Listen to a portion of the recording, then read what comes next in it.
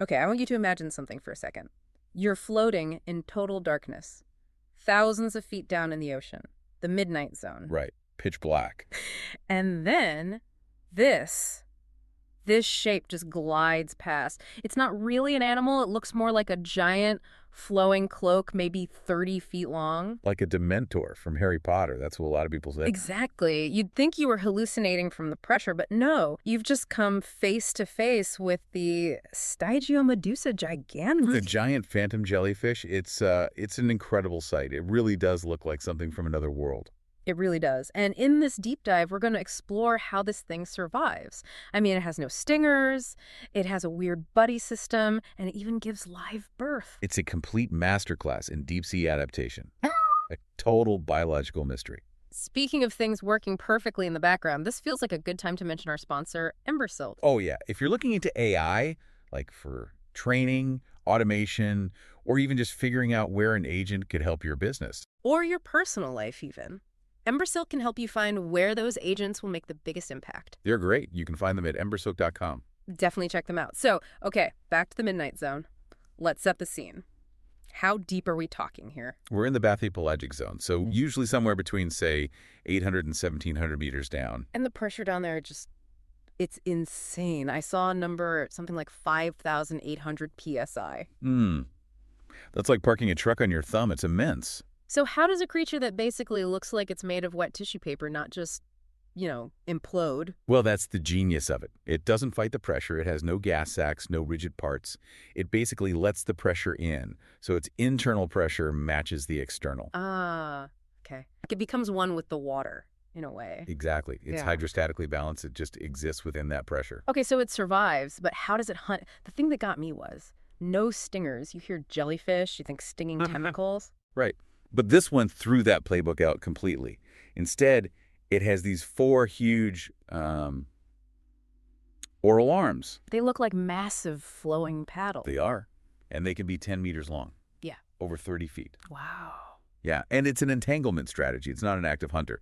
It just drifts, arms spread out, and waits to bump into things like plankton or small fish. A giant living drift net. That's the perfect way to put it. And then his bell can stretch to, like, 4 or 5 times its normal size to just swallow the prey whole. And the color, that deep red or black, that's for stealth. Oh, absolutely. Red light doesn't reach that deep, so against the blackness, it's completely invisible. Now, here's the paradox. It's 33 feet long. It lives in every ocean on Earth except the Arctic. But we've only seen it about 118 times in 110 years. How is that possible? It sounds super rare, but that's really just a sampling bias on our part. So it's not rare, we're just bad at looking. We're bad at looking in the middle. We study the surface, and we drag nets on the seafloor.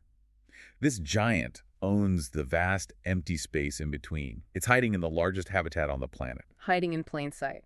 But it's not always alone down there, which I found fascinating. This buddy system with a fish. Yes, Thalassobathia pelagica. It's a small fish that actually lives in and around the jelly's arms. That seems like a terrible idea, living inside your predator's main weapon. You'd think so, wouldn't you? But in the open ocean, there's no structure, no caves, no rocks, no place to hide. The jellyfish is the structure. An oasis in the void. A living oasis. The fish gets protection and scraps of food, and it's thought that maybe the jelly gets cleaned of parasites in return. It's a partnership. Incredible. And speaking of partnerships, the reproduction strategy is maybe the most shocking part. Viviparous. Live birth.